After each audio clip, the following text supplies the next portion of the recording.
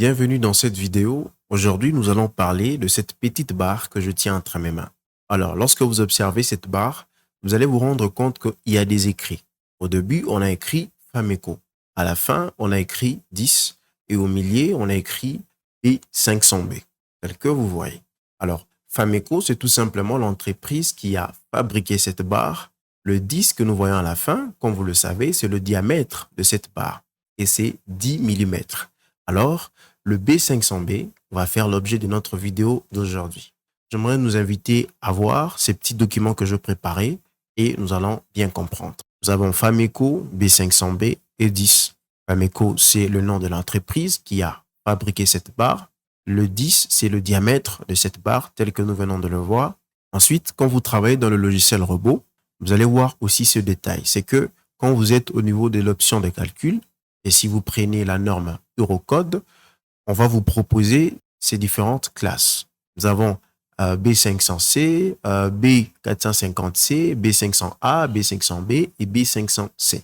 Ensuite, pour tout ce qui concerne la désignation ou nomenclature des aciers au niveau européen, il faut se référer à la norme EN 10027, qui est divisée en deux parties.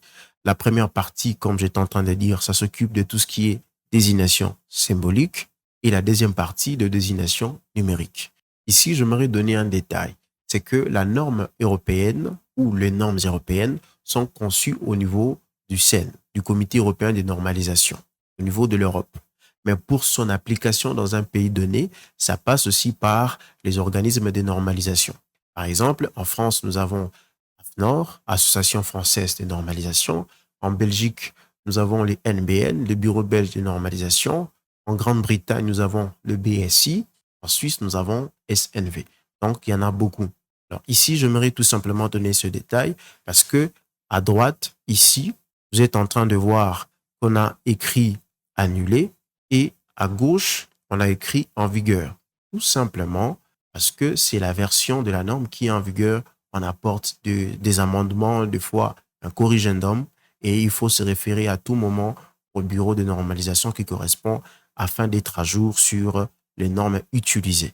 Par exemple, ici, vous voyez que on a écrit février 2017.